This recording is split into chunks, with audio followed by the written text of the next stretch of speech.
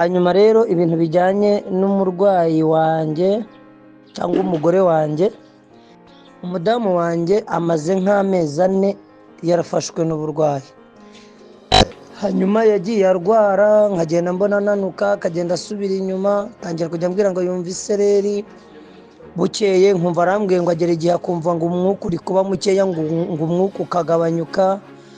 Ndamubwira tujya kwa muganga, bamufata ibizami basanga ngo arwaye umuvuduko, bashyiramo n'igifu.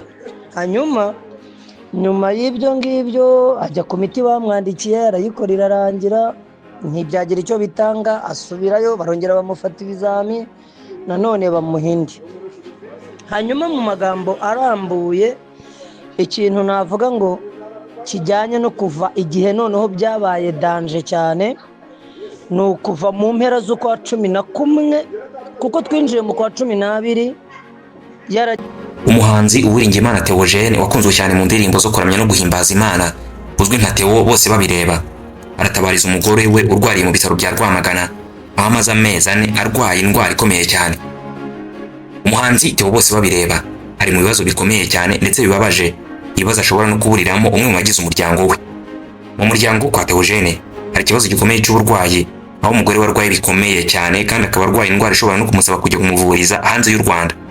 Reka ariko mbanze nguha ikaze kuri Felix Official Docs Fair, bana nanjye kugera ku musozo wumva ibibazo bikomeye umuhanzi twese twakunze uzwi nka Theo bose babireba arimo aranyuramo, indwara ikomeye cyane umugore we arwaye, ndetse niba hari icyo wamufasha umufashe, kubera ko akeneye ubufasha bw'Abanyarwanda cyane cyane by'umwihariko umugira neza wakomera kumuha impyiko.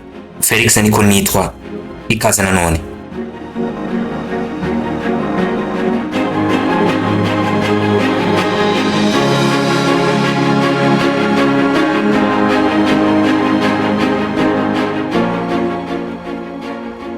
Nkuko natangiye mbikubwira, umuhanzi Uwiringiyimana Theogene wakunzwe cyane mu ndirimbo zo kuramya no guhimbaza Imana, uzwi nka Theo bose babireba, aratabariza umugore we urwaye kandi urembye cyane mu bitaro bya Rwamagana, aho amaze amezi 4 arwaye impyiko.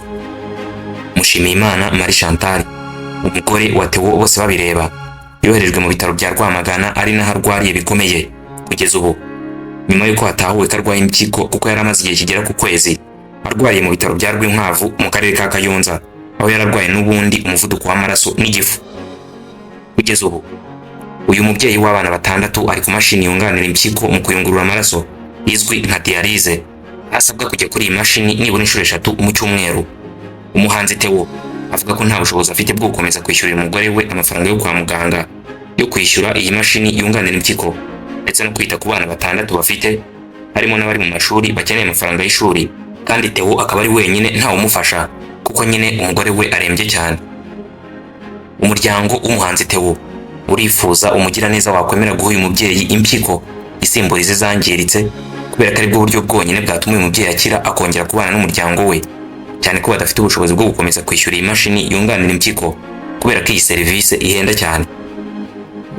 Theo avuga ko buri cyumweru asabwa nibura amafaranga y'u Rwanda arenga 300,000 yo kwishyura kwa muganga iyi mashini yunganira impyiko z'umugore we, utabariyemo ibindi byose bakenera nk'imiti, amafunguro y'umwihariko umugore wategetswe gufata, ndetse n'ay'ingendo za buri munsi Theo akora ava i Kigali ajya Rwamagana kureba umugore we.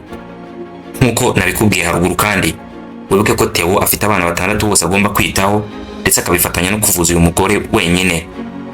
Theo bose babireba kandi arashimira abantu bose bakomeje kumuba hafi no kumufasha butandukanye bw'amafaranga, amasengesho n'ibindi. Umuvandimwe Theo arakomerewe cyane. Niba ufite umutima wo gufasha uyu mubyeyi ukaba wumva wamuha impyiko, washakisha nimero ya Theo ukamuhamagara, ugakorerwa ibizamini bakareba niba impyiko yawe yamufasha, cyangwa se ukegera ibitaro bya Rwamagana kugira ngo utabare uyu mubyeyi. Umva Theo bose babireba mu ijwi rye asobanura ikibazo cye. Hanyuma rero ibintu bijyanye n'umurwayi wanjye cyangwa umugore wanjye, umudamu wanjye amaze nk'amezi 4 yarafashwe n'uburwayi. Hanyuma yagiye arwara, nkagenda mbona ananuka, akagenda asubira inyuma, tangira kujya ambwira ngo yumva isereri. Bukeye nkumva arambwiye ngo agera igihe akumva ngo umwuka uri kuba mukeya, ngo umwuka ukagabanyuka. Ndamubwira tujya kwa muganga, bamufata ibizami basanga ngo arwaye umuvuduko bashyiramo n'igifu. Hanyuma nyuma y'ibyo ngibyo ajya ku miti bamwandikiye arayikora irarangira, ntibyagira icyo bitanga, asubirayo barongera bamufata ibizami nanone bamuha indi. Hanyuma mu magambo arambuye ikintu navuga ngo kijyanye no kuva igihe noneho byabaye danje cyane ni ukuva mu mpera z'ukwa 11 kuko twinjiye mu kwa 12 yarageze mu bitaro rw'Inkwavu. Amaramo icyo gihe cyose yavuyeyo agiye kumarayo ukwezi, bamuzana i Rwamagana. Hanyuma yaje i Rwamagana kuko i Rwinkwavu aribwo bavumbuye ko arwaye impyiko, ariko impyiko ntitwari tuzizi. Bazibona rero zaramurenze, ari ukumuzana i Rwamagana bakamushyira kuri diyarize kuko yari yabaye nk'umusazi, asigaye avuga ibintu biterekeranye, akavuga abantu navuga ngo bapfuye, akavuga abantu tutazi. Mukaba muri mu bitaro akavuga ngo duhingure dutahe, ngo ntago nguma guhinga, ngo ntacyo mpingira. Urumva yarataye umutwe.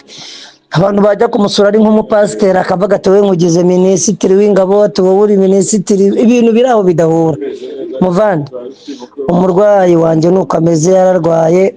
Ubwo bamushyize kuri diyarize, ni ukuvuga ngo idahari yahita apfa kuko babivumbuye yatangiye kubyimba amaso, abyimba inda, abyimba ibirenge, abyimba intoki, arabyimba cyane. Njye nabonye ifoto ye ngira ubwoba ndanayisiba bayinyoherereje. Nubwo buryo rero nenda kukubwiramo ko turimo gutabaza ngo haboneke umuntu umuha impyiko, nicyo cyihutirwa n'ibyo abaganga bambwira, kuko bambwira ko amafaranga ya diyarize ntayabona kuko ntibishoboka.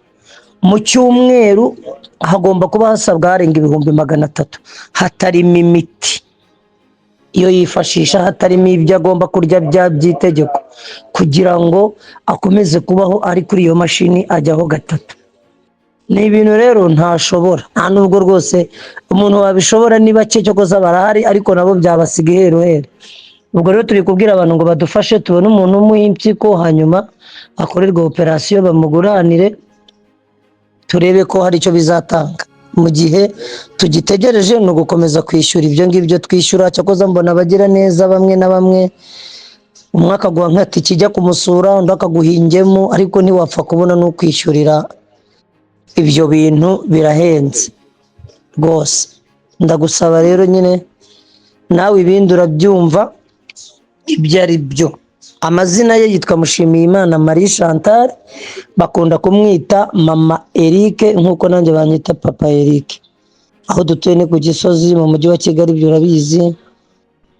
Ndumva ari ibyo. Ubaye uri bumenye n'itorero tuba murarizi, naryo ni rya torero ryacu, dusengera ku Kicukiro Sheri muri ADPR. Ngayo nguko. Kandi ni ibintu bitoroshye. Umuryango ni umuryango munini, dufite abana 7 bose bariga, bari mu mashuri, bakenera minerivare no kubaho. Abari muri segonderi bo bakwaka ibintu, iyo ari umukobwa ugira ngo ni ibishingizwa. Ni ibintu rero njyewe nyine birimo kungora kandi ndi jyenyine, ariko sinabura gushimira abantu bake bagerageza kunyumva. Umuntu nyine akagukorera nk'iyo tike cyangwa akaguha n'ibyo uha abana, kuko ntacyo ngikora, ntago njya mu bitaramo, narabihagaritse. Ni nkaho ari njye umurwaje, kuko njyayo buri munsi Rwamagana, ngenda ngaruka. Ubu naraye mvuyeyo n'ubu ngiye gusubirayo, kuko hari igihe abaganga bampamagara byihutirwa, wenda ngo hari ikindi kintu babonye, ngo isukari yamanutse cyane. Ni birebire, ni ibintu ntazi uko navuga, ariko ndi kubivuga gutyo nyine. Murakoze.